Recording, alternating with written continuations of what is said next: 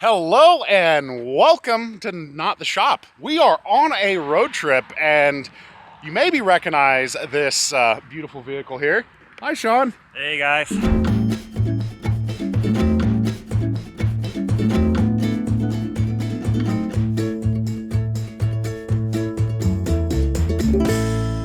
Less than 12 hours ago, I sent you a really quick message and was like, hey, are you doing anything tomorrow? Yeah, that's it. I got a message middle of the night. What are you up to tomorrow? Like, nothing. It's like, want to go on an adventure? It's like, I'm kind of tired, but sure.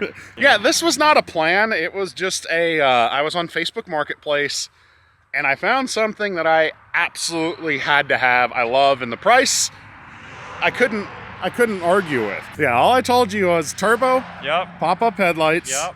5-speed, Yep.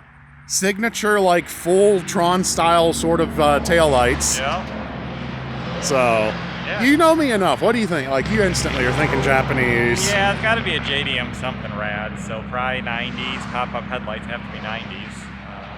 I'm guessing Supra maybe. I don't know.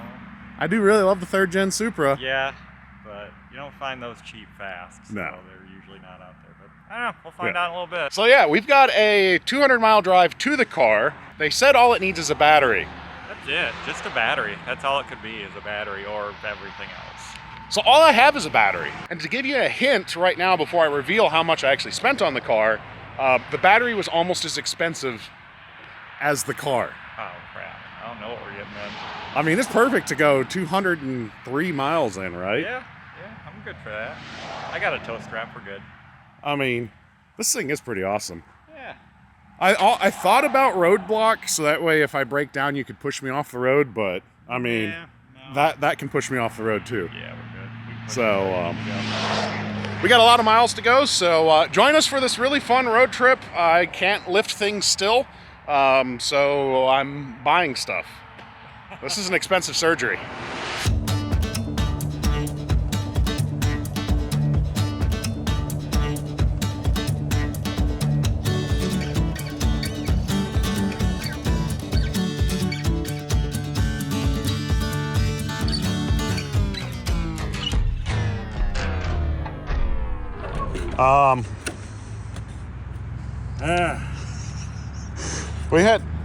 We filmed our intro on the side of the road there because we were on a road trip and we just heard a little bit of a noise and then started to make an awful lot of noise and a grinding, and the brake pedal went away, which means wheel bearing left the chat. Listen, I have no idea why a wheel bearing would be unhappy in this vehicle's configuration. I don't know. We don't have a 4-jack with us. There's a parts store 2 miles away, so we're hoping we can pop the cap off. Oh. No, we're not. The bearing's just, yeah. I don't think those pieces are supposed to come out. Ooh, that smells awful. Yeah, it does. Oh, there's the problem. Yeah, the wheel bearing went. I don't know what it is about road trips and wheel bearings for me. It's rubbed off my friend Henry. Yeah. When I was driving the New Yorker, I had a absolutely catastrophic wheel bearing failure too. How it goes. Old cars. Well, yours is just going to break down and leave us stranded to make us late long enough, so that way Yeah. my really cheap car is going to just be perfect. Yep, that'll be it. But then I remembered tow trucks exist, so AAA, I am a premium member. So, crappy cars. so now we're trying to get a AAA here to tow us to the parking lot, which we confirmed has all the parts that we need. Yep. So good old O'Reilly. We'll be doing a parking lot repair. At least I don't have to do wheel bearings again. Yeah, you just did them. Yeah. So the reason you would think maybe try to limp it, one, you'd already lost brake pedal pressure, which means we have a lot of free play. Yep. We just did this on the New Yorker, Yep. and we do not want to risk hurting the spindle. Right now, we should be okay to just do bearings. Yep. And a rotor, worst case. Yeah.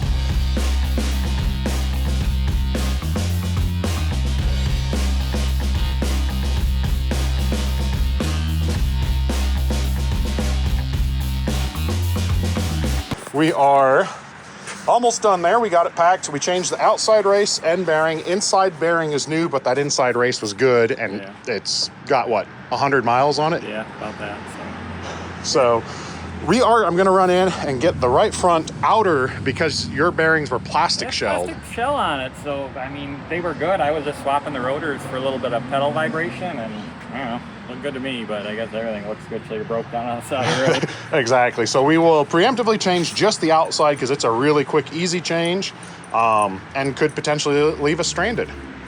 So we'll get those torqued a little bit more. We got kind of a time lapse going, and we will be on the road soon, only many hours late, with many breakdowns left to go once we pick up my new car.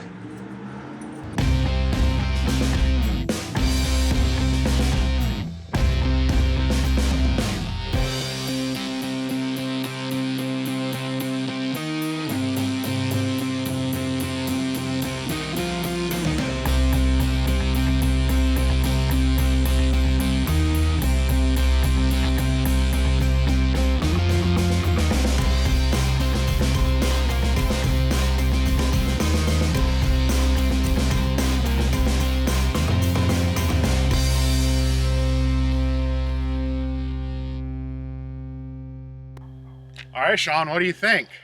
It's pretty cool. It's got pop-up headlights. Yeah, and it's my Supra. Sunroof. And I told you, it was a Supra. Turbo, 5-speed, pop-up headlights, like the signature body lines. I don't think that's a Supra, dude. It's a Supra. Pop-up headlights. No. It has an electrically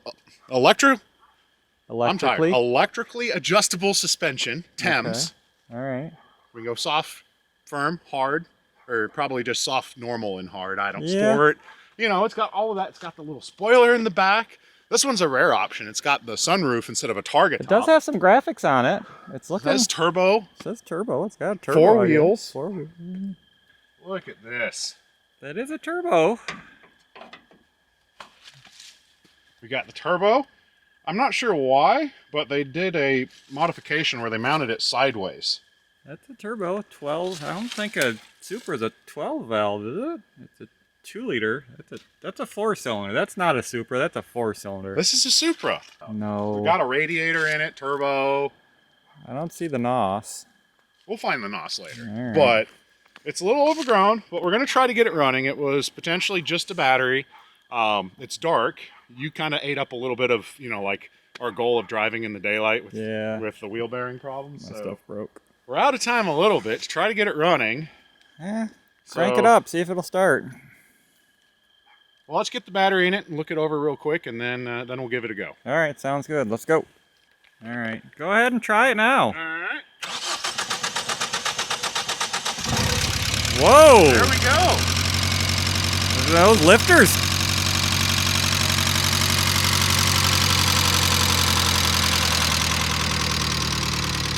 That's pretty rad. That's performance. Just a little tappy. A little bit.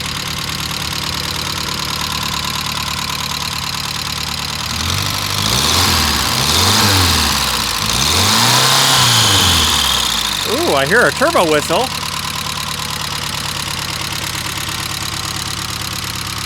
Let's try to pull it out. See if it'll move. I'll stand back here with a fire extinguisher. I think you just bought a car out of a ditch. Oh, spinning the wheels! The front wheels.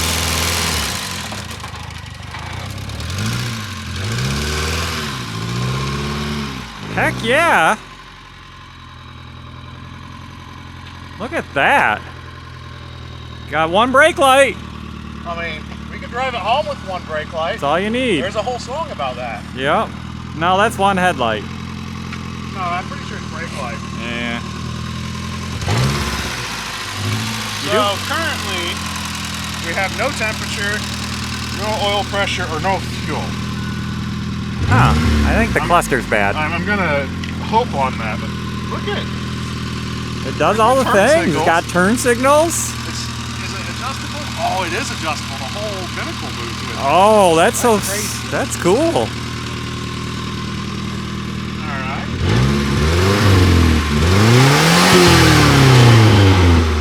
That's It's normal smoke coming out of the tire.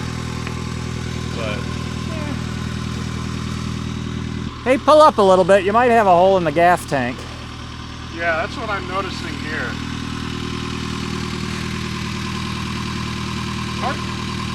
It might be water. I was gonna say, that doesn't smell like fuel. No, pull up a little bit.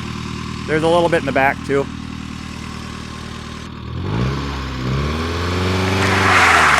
Doesn't burn out.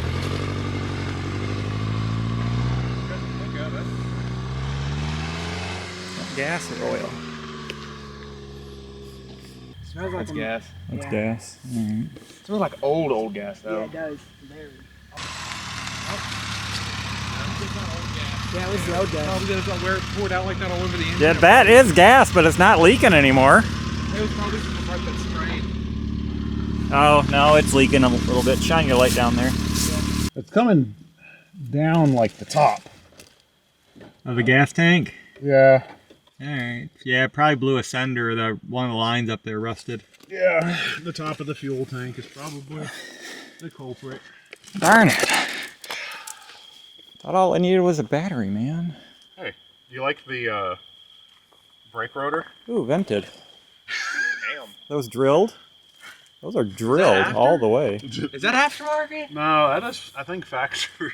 Oh, I didn't know they made them like that. A little bit of rust in it. You know, little just bit. all the normal things for a Supra. Aside from a catastrophic fuel leak. Yeah, not a bad little car.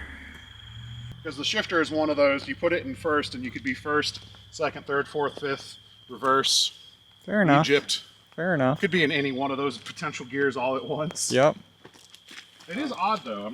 I don't recognize this Toyota badge here. No, that's a new one. That might be an import only. But, you know, it's the signature Supra. Yep. Full taillights back Ooh, it's here. a GT.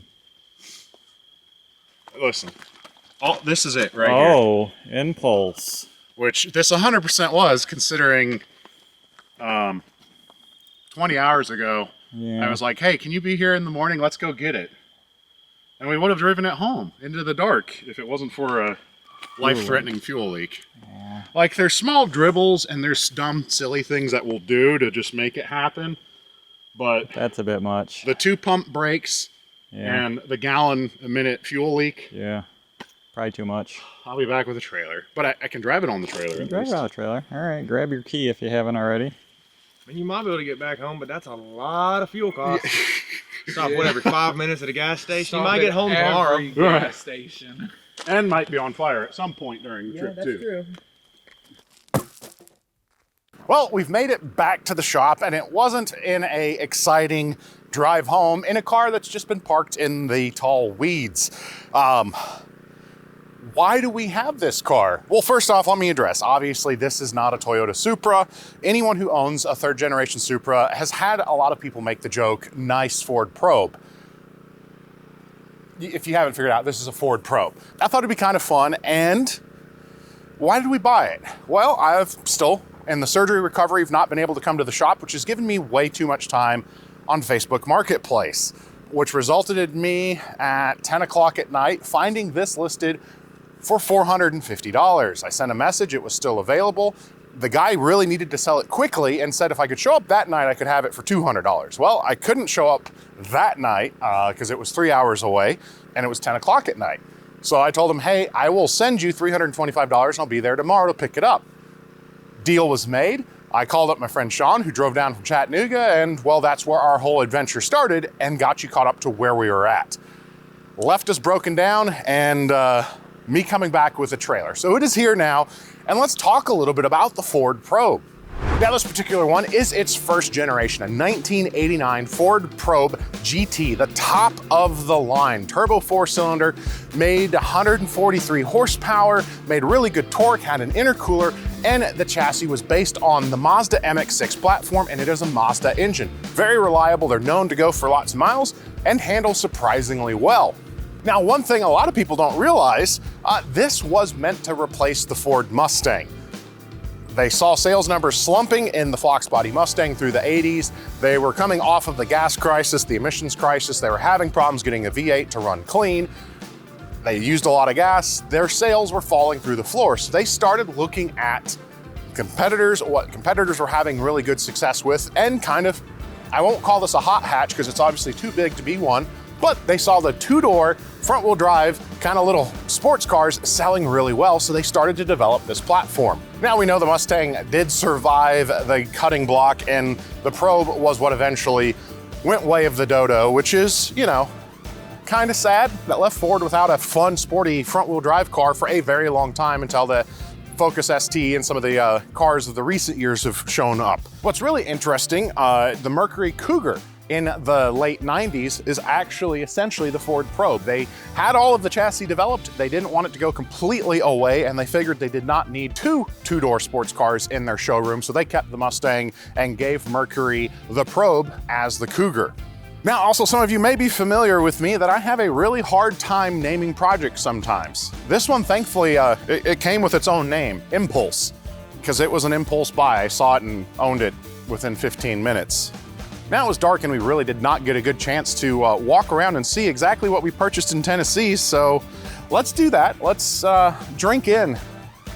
I can smell it from the outside, but let's just go ahead and drink in this gem right here, and we'll talk about our plans for our Ford Mustang replacement that wasn't. All right, so we'll go under the hood first. It smells of fuel because it's still leaking, of course.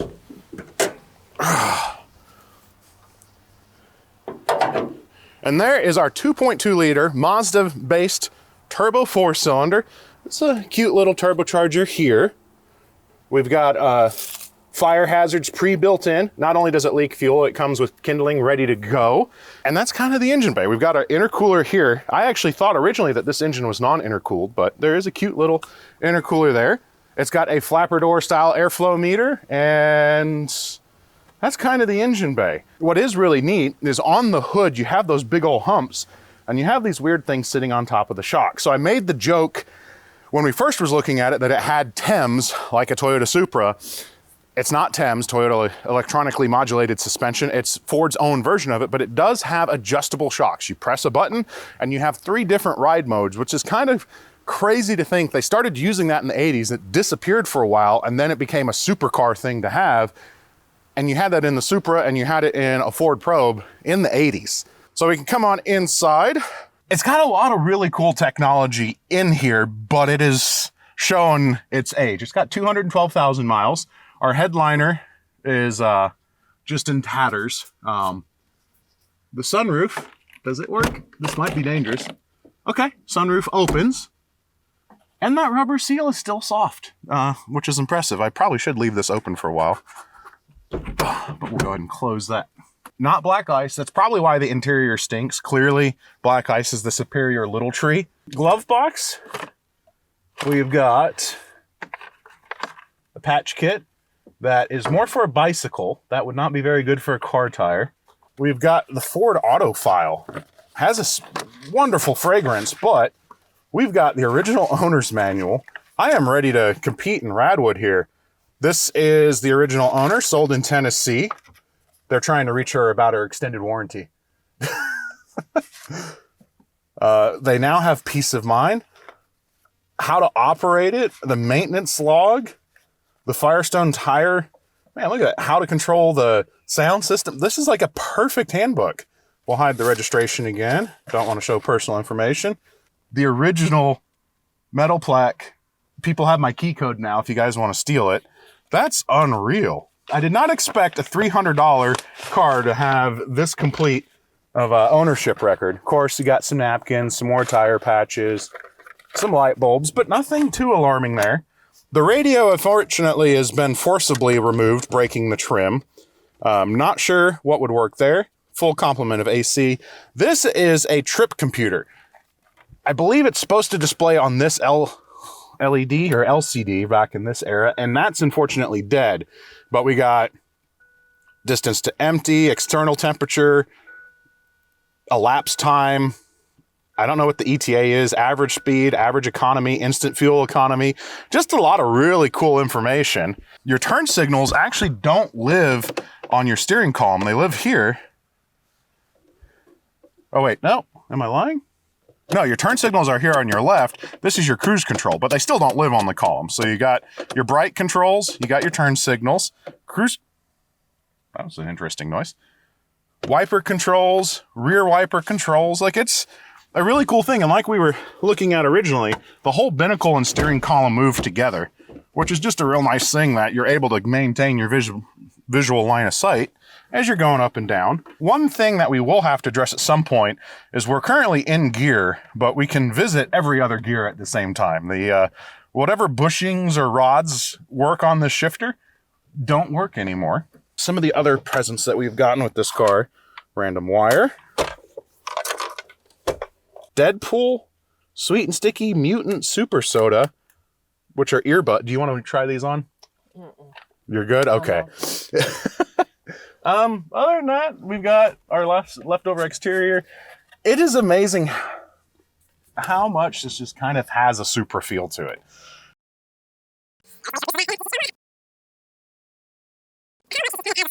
The seats look like a Supra, like the color, the general shape.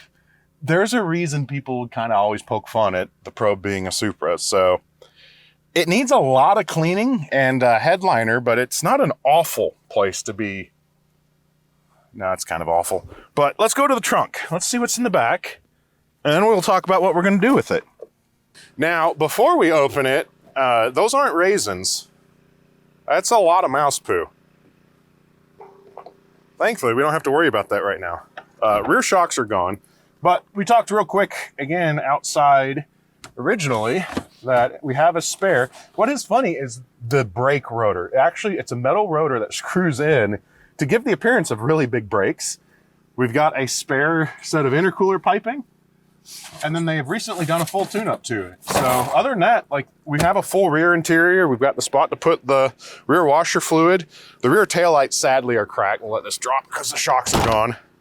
The lenses are gone, but it's an intact, honest car. It's a car that obviously has been sitting, needs a lot of cleaning, and needs a little bit of work, and then it needs small cosmetic things, some big cosmetic things to make it a perfectly operational car.